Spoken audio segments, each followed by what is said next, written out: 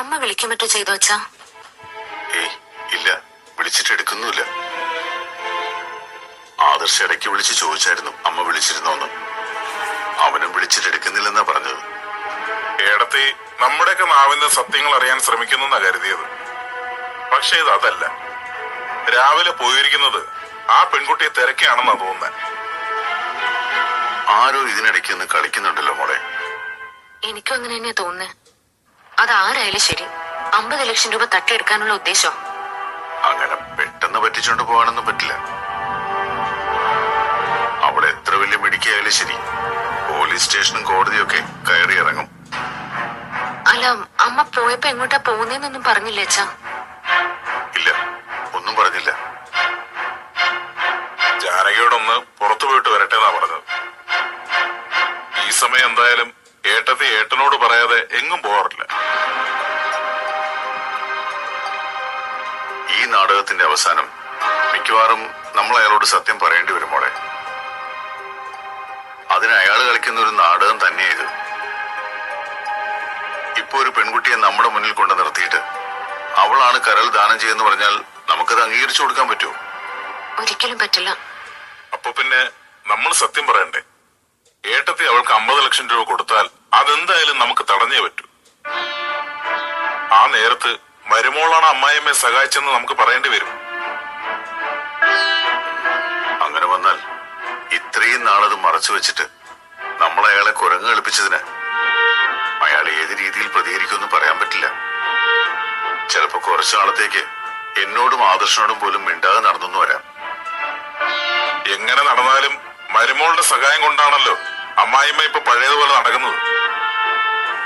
ആ നേരത്ത് മോളോട് സ്നേഹം വരേണ്ട സാധ്യതയില്ല ചേട്ടാ. ഏയ്, അയാളുടെ കാര്യമൊന്നും പറയാൻ പറ്റില്ല. മരുമോളുടെ സഹായത്തിൽ ജീവിക്കാൻ ആഗ്രഹിക്കാത്ത ഒരു അമ്മായിയമ്മയാ എന്റെ ഭാര്യ. മകനോടുള്ള സ്നേഹം ഒന്നുകൊണ്ട് മാത്രമാ മോളിപ്പോ ഈ വീടിനകത്ത് നിൽക്കുന്നത്. എന്നാലും അമ്മ പറഞ്ഞു പറ്റിച്ച പെൺകുട്ടി ആരാണെന്ന് മനസ്സിലാവുന്നില്ലല്ലോ അച്ഛാ. അവൾ ആരായാലും ശരി, ഇത്തരം ചതികള് ഇനി അവളുടെ ഭാഗത്തുനിന്നുണ്ടാവില്ല. ഇത് അവളുടെ അവസാനത്തെ കളിയാ. ഇങ്ങനൊരു കള്ളം പറഞ്ഞതിന്റെ പേരിൽ അവൾക്ക് 1 രൂപയുടെയെങ്കിലും പ്രയോജനം ഉണ്ടാവില്ലെന്ന് മാത്രമല്ല, അവൾക്ക് നഷ്ടങ്ങൾ സംഭവിക്കും. എന്റെ മരുമോൾ അമ്മായിയമ്മയ്ക്ക് ചെയ്തു കൊടുത്ത സഹായത്തിന്റെ ക്രെഡിറ്റ് അടിച്ചെടുക്കാൻ അങ്ങനെ ആരും ശ്രമിക്കണ്ട. അവളുടെ കഷ്ടകാലത്തിനാ മോളെ അവൾ ഇങ്ങനെ ഒരു നാടകം കളിക്കുന്നത്.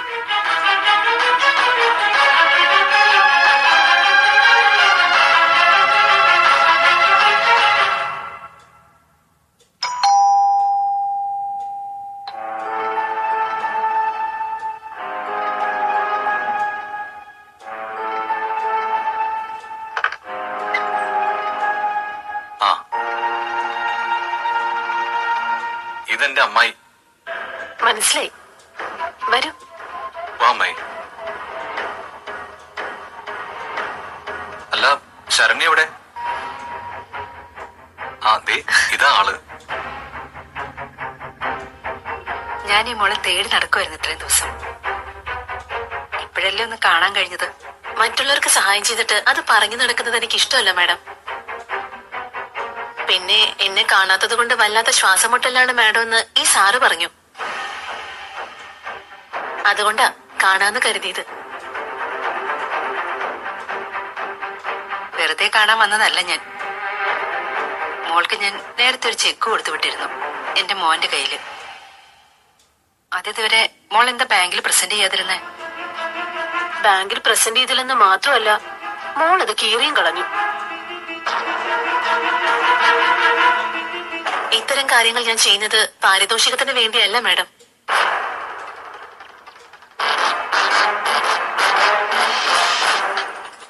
മേഡം അങ്ങോട്ടിരിക്കെ.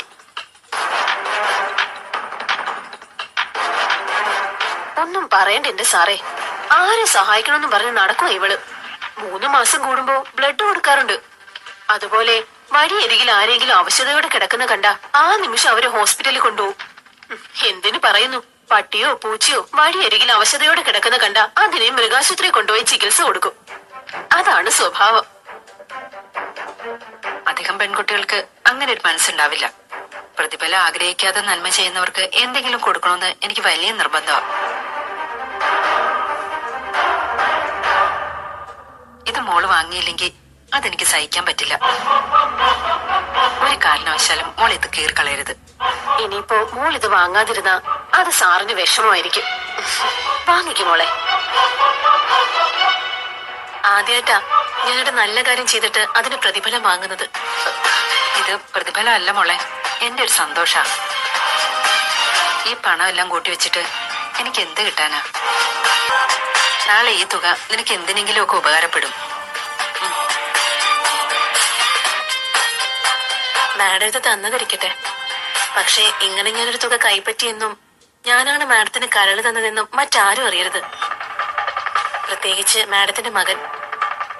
ഒരു കാരണവശാലും ഇത് അദ്ദേഹം അറിയാൻ പാടില്ല. വേറൊന്നും കൊണ്ടല്ല, അദ്ദേഹം തന്ന ചെക്ക് ഞാൻ കീറിക്കളയുകയാ ചെയ്തത്. എന്നിട്ട് പിന്നെ ഇത് കൈപ്പറ്റിയെന്ന് അദ്ദേഹം അറിഞ്ഞ അത് മോശമല്ലേ?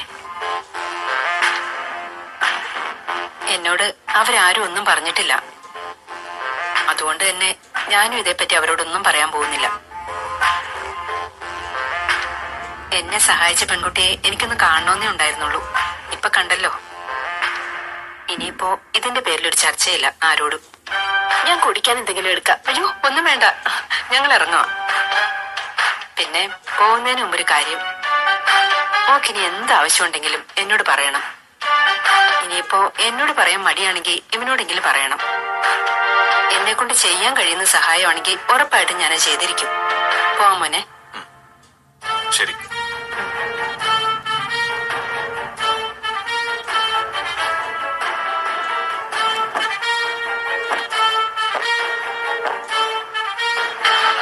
എന്നാലും മോൾ ഇത്രയും വലിയൊരു നാടകം കളിച്ച് അവര് 40 ലക്ഷം രൂപ കൊടുക്കണ്ടായിരുന്നു. പകുതി മോക്ക് വാങ്ങിച്ചാലെന്താ? ശരീരം അനങ്ങി വലിയ ജോലിയൊന്നും ചെയ്തില്ലല്ലോ അമ്മേ. അഭി പറഞ്ഞ പോലെ ഒന്ന് ചലിപ്പിച്ചു. അതിന് 10 ലക്ഷം തന്നെ അധികമല്ലേ? അപ്പൊ അവന് 40 കിട്ടുന്നതോ? അവൻ എന്ത് ചെയ്തിട്ടാ അത്രയും വലിയ തുക വാങ്ങിക്കുന്നത്? പോട്ടമ്മേ, നമുക്ക് നഷ്ടമൊന്നുമില്ലല്ലോ.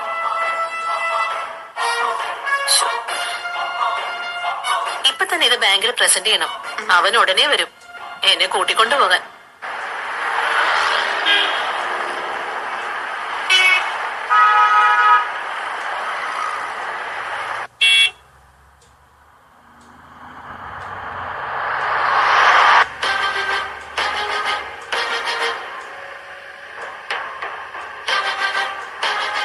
ആ, ഞാനിവിടെ ഇറങ്ങാമായി. അതെന്തിനാ ഇവിടെ ഇറങ്ങുന്നത്? നമ്മൾ ഒരുമിച്ച് വീട്ടിലേക്ക് ചെന്ന് കഴിഞ്ഞാൽ സംശയമാവില്ലേ എല്ലാവർക്കും? അത് ഞാൻ ഓർത്തില്ല.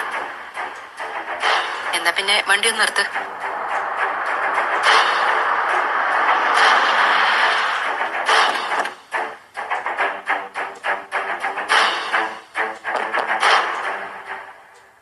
ആ ചെക്ക് പഴയ പോലെ കീറിക്കളയരുതെന്ന് പറയണം. ഉറപ്പായിട്ടും അത് പ്രസന്റ് ചെയ്യിക്കണം. അതൊക്കെ ഞാൻ പറഞ്ഞോളാം. പിന്നെ അമ്മായിയുടെ സംസാരം അവരെ നന്നായിട്ട് സ്വാധീനിച്ചിട്ടുണ്ട്. അതുകൊണ്ട് അവരിനി മറിച്ച് ചിന്തിക്കുന്നു തോന്നുന്നില്ല.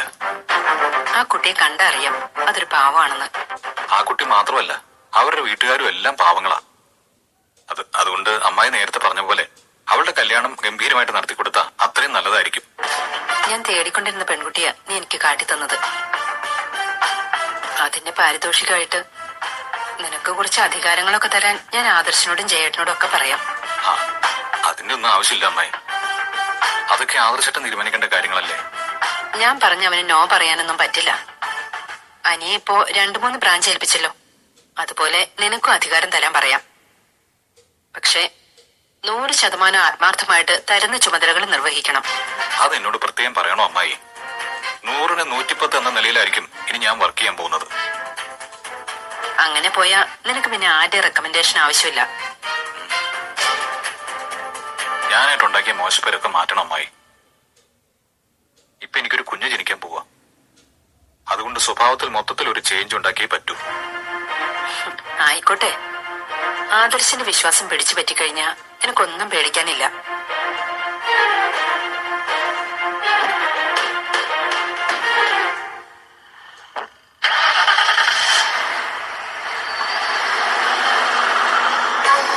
പിന്നെ ഒരു ആദർശ്, അവനെ എങ്ങനെ കുഴി ചരിക്കാന്നാ ഞാൻ നോക്കുന്നത്.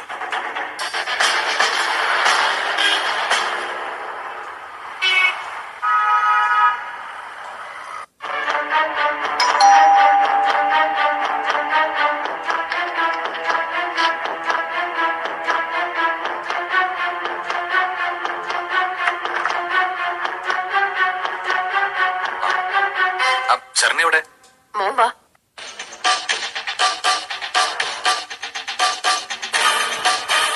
ആ, നമുക്കിറങ്ങാം. അതെ, ഒരു 5 ലക്ഷം രൂപ കൂടി തരണം. 5 ലക്ഷം എവിടെ ചോദിച്ചത്? 10 കൊടുത്തോളാം ഞാൻ പറഞ്ഞിട്ടുണ്ട്. അതല്ല, 15 വേണമെന്നാ പറഞ്ഞത്. എന്നെ വീട്ടിൽ നിന്ന് പുറത്താക്കുന്ന പരിപാടിയാണ് ഞാൻ ഈ ചെയ്തത്. എന്റെ മുത്തച്ഛനും ഏട്ടനും ഒക്കെ ഇത് അറിഞ്ഞു കഴിഞ്ഞാൽ പിന്നെ ഞാൻ വീടിന് വെളിയില്ല. അങ്ങനെ റിസ്ക് എടുക്കുമ്പോ ഇങ്ങനെ 5 ലക്ഷം കൂടി പറഞ്ഞാ അതുകൊണ്ട് എനിക്ക് എന്താ ലാഭം? അതെ, കൊച്ചു സ്നേഹിച്ചിട്ട് തള്ളിക്കളഞ്ഞ ശേഷം എന്റെ മോള് കല്യാണം കഴിക്കാതെ നിൽക്കുക. നാളെ ഇവളുടെ കല്യാണം നടത്തണം. സത്യം പറഞ്ഞ അത് കൊച്ചിനെ കൊണ്ട് നടത്തിക്കാന്നാ ഞാൻ കരുതിയത്. ഇവളെ കൊണ്ട് അനന്തപുരിയുടെ പഠിക്കൽ വന്ന് നിന്നാ മൂർത്തി സാർ നാണക്കേട് ഒഴിവാക്കാൻ ഇവളെ കെട്ടിച്ചുവിടുമെന്ന് എനിക്കറിയാം. സാർ ഇവളുടെ കല്യാണത്തിനുള്ള പൈസ തരും. അങ്ങനെ ബ്ലാക്ക്മെയിൽ ചെയ്യാൻ പറ്റുന്ന ഒരാളല്ല എന്റെ മുത്തച്ഛൻ. അതുകൊണ്ടേ കൂടുതൽ ഭീഷണിയൊന്നും വേണ്ട അമ്മച്ചി. ദേ, പറഞ്ഞുറപ്പിച്ച തുക കൃത്യമായിട്ട് തരണം. അതിലെന്തെങ്കിലും തരികിട കാണിച്ചാ ഉള്ളതും കൂടി നിനക്ക് ഇല്ലാതാവും. നീ എന്തൊരു മണ്ടിയാടി. അതേ മണ്ടിയാ. അതുകൊണ്ടല്ലേ നിന്നെ പോലെ ഒരുത്തനെ സ്നേഹിച്ചത്. അത് വിട്. ദേ, നിന്റെ പേരിലാ ചെക്ക് തരുന്നത്. നീ 10 ലക്ഷം അവിടെ ഇട്ടിട്ട് ബാക്കി ഇങ്ങെടുത്താ പോരെ? പിന്നെ ഇവിടെ ഞാൻ എന്ത് ചതി ചെയ്യാനാ? അതൊന്നും പറയാൻ പറ്റത്തില്ല. ചില കുറുക്കന്മാർ എന്തും ചെയ്യും. ബാങ്കിലൊക്കെ കൊച്ചിന് പിടിപാടുണ്ടെങ്കിലേ ഇതിലൊക്കെ തിരുമറി നടത്താൻ പറ്റും. ശരണ്യെ, എനിക്ക് നിങ്ങളോട് തർക്കിക്കാൻ താല്പര്യമില്ല. നമുക്ക് എത്രയും പെട്ടെന്ന് ബാങ്കിൽ പോയി ചെക്ക് മാറണം. കരള് കൊടുത്ത പെൺകുട്ടിക്ക് 50 ലക്ഷം കൊടുത്തു എന്നറിഞ്ഞാ ചിലപ്പോ എന്റെ ഏട്ടനോ അമ്മാവനോ ബാങ്കിൽ വിളിച്ചു പറയും ചെക്ക് പാസ്സാക്കണ്ടെന്ന്. മുത്തച്ഛനൊക്കെ വിളിച്ചു പറഞ്ഞാ ഏത് ബാങ്കുകാരും കേൾക്കും. അതുകൊണ്ട് ചൂടോടെ ചെക്ക് പ്രസന്റ് ചെയ്യാൻ നോക്കാം. പോയി ചെക്ക് എടുത്തിട്ട് വാ.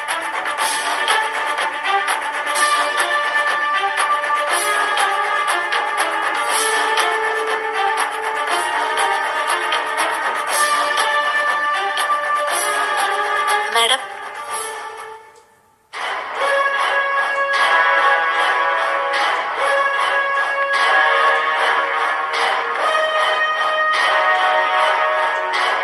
എന്തെങ്കിലും സംശയം ഉണ്ടെങ്കിൽ മാഡത്തെ വിളിച്ചാൽ മതി. അക്കൗണ്ടിൽ 50 ലക്ഷം ഇല്ല. മിനിമം ബാലൻസേ ഉള്ളൂ 5000 രൂപ. മാഡം ഒന്നുകൂടെ നോക്കൂ. നോക്കാനൊന്നുമില്ല, പറഞ്ഞത് സത്യ. ഞാൻ വേണമെങ്കിൽ ചെക്ക് ബൗൺസ് ആയെന്ന് എഴുതി തരാം. വേണ്ട മാഡം, ചിലപ്പോ അക്കൗണ്ടിലേക്ക് ക്യാഷ് വന്നാലോ. ഞാനിപ്പോ വരാം. ഓക്കെ.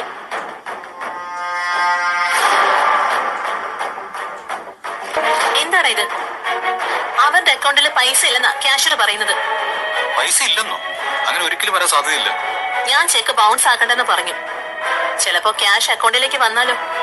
നിനക്ക് എന്റെ അമ്മായി അറിഞ്ഞുകൂടാത്തോണ്ടാ. അവരുടെ അക്കൗണ്ടിൽ കോടികളുണ്ട്.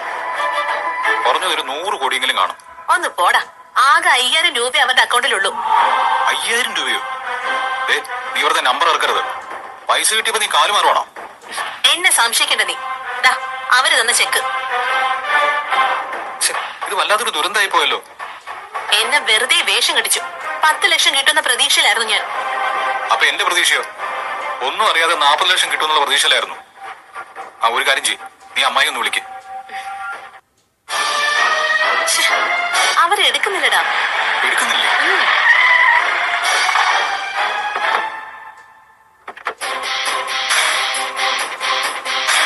പോലീസ്. എന്റെ കാര്യം പോക്ക എന്ന് തോന്നുന്നേ. ഞാൻ കൂട്ടുകാർക്കൊപ്പം അയാളെ തല്ലിയതാ.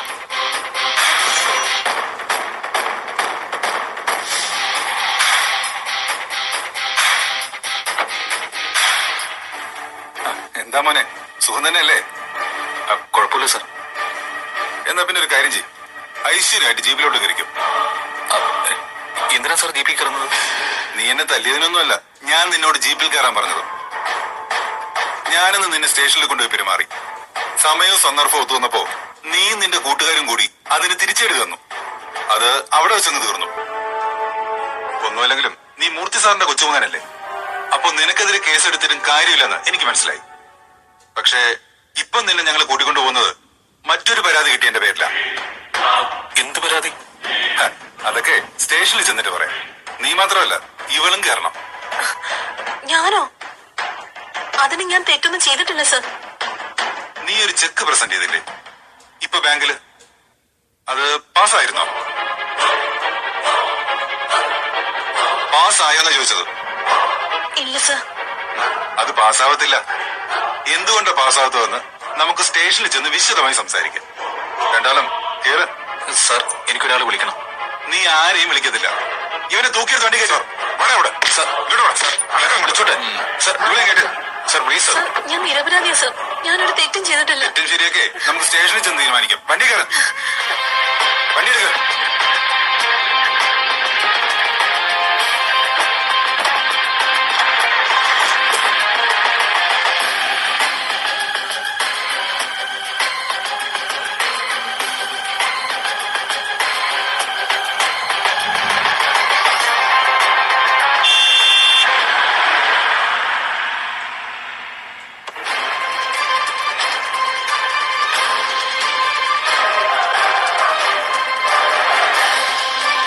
കുറച്ചു കഴിഞ്ഞിട്ടേ പോലീസ് സ്റ്റേഷനിലേക്ക് പോണം. ഞാൻ ചെല്ലുന്നതിന് മുമ്പ് അവിടെ നടക്കേണ്ടതൊക്കെ നടക്കട്ടെ.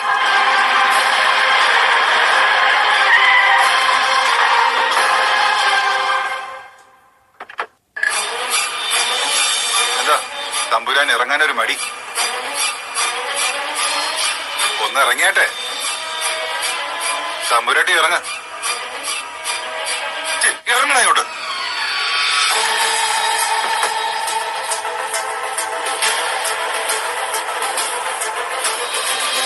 അന്ന് നമ്മൾ എരുമേലി സ്റ്റേഷനിൽ വെച്ചാ കണ്ടത്.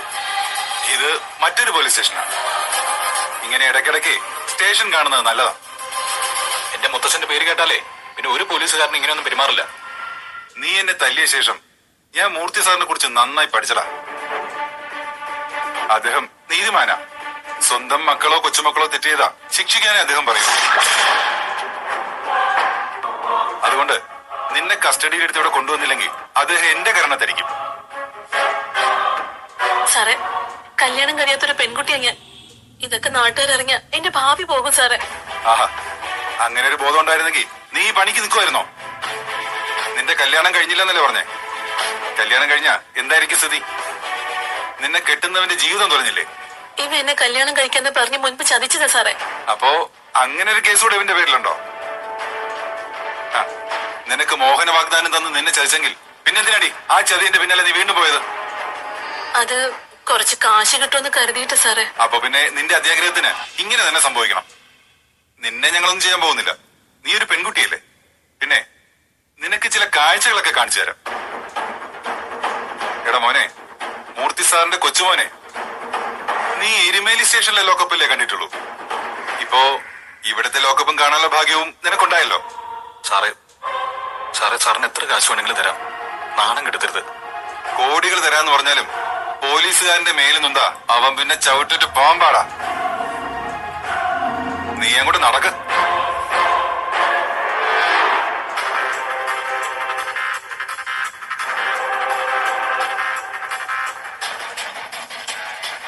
ഇവൾ ആൾമാറാട്ടം നടത്തി.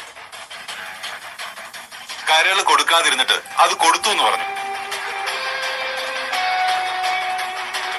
അതത്ര നിസ്സാരമായിട്ട് തള്ളാൻ പറ്റില്ല. ഇപ്പം നിനക്ക് മനസ്സിലായോ? നീ നിന്റെ കൂട്ടുകാരും എന്നെ തല്ലിയതിനല്ല നിന്നെ ഇവിടെ പിടിച്ചോണ്ട് വന്നതെന്ന്. മറിച്ച് ആൾമാറാട്ടം നടത്തി 50 ലക്ഷം രൂപ തട്ടിയെടുക്കാൻ ശ്രമിച്ചതിനാ. പിന്നെ അതിനൊപ്പം എന്നെ തല്ലിയ കടം കൂടെ തീർക്കണമല്ലോ. എന്റെ കൈക്കിപ്പോഴും സ്വാധീനക്കുറവുണ്ട്. സാർ, ഇവനൊന്ന് സൽക്കരിച്ച. ശരി സാർ. ഇങ്ങോട്ടോടെ സാറേ.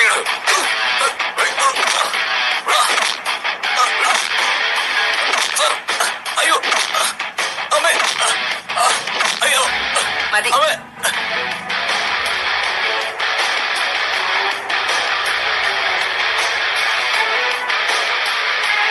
കേസൊന്നും ഫയൽ ചെയ്യണ്ട.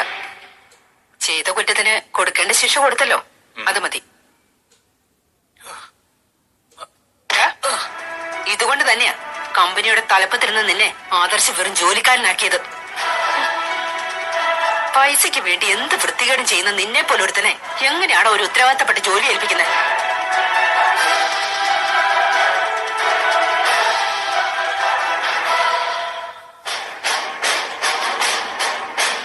ഏതായാലും നിനക്ക് നന്നായിട്ട് അഭിനയിക്കാൻ അറിയാം.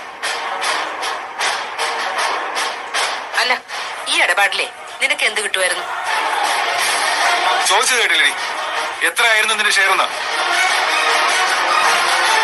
10 ലക്ഷം.